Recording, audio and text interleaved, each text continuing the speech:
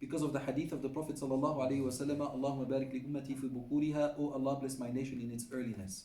The student, and this is what you see, subhanAllah, even people that made it dunya-wise, they wake up very early.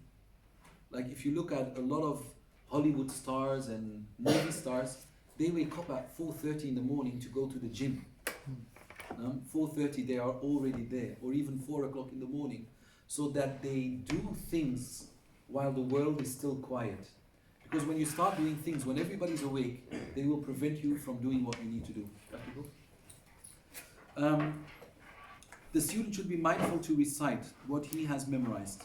He should not give someone else his turn, since it is offensive to give preference to someone else when it comes to deeds that draw one close to Allah. Same thing when you are in the mosque. Very often men, they let somebody else go first in line. So you have a choice between the second line, third line behind the Imam, and you tell people, go, there's a gap, right? And they say, go, that's wrong. Unless it is someone with knowledge.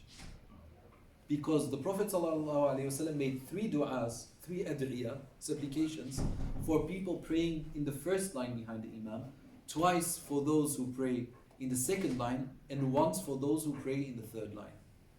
You see? So, yes. What if it turns into like you're both going for it, there's one spot? Then you would give preference to the one who's on your right. Regardless of age, if they or the one who's first. So you made the first move and then the other one came, you're first. Unless it's someone of age, because then it's tawqir.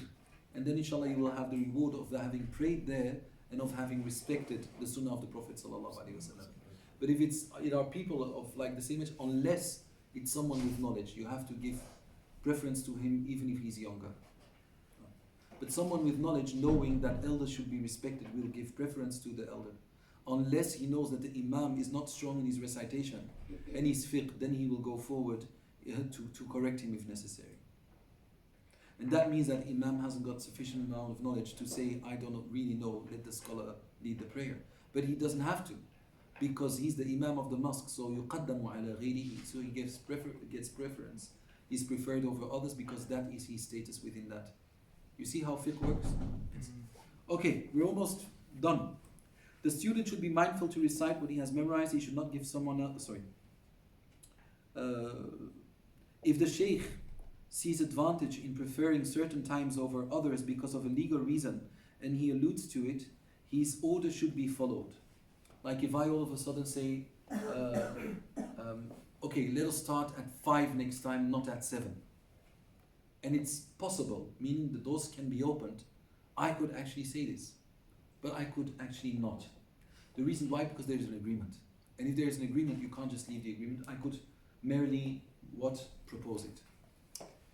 Treating envy and pride, that's the last for today. A student is obliged and is highly advised to heed that he not harbor any envy towards his peers or anyone else for that matter, because of some good quality that Allah the Generous has given one.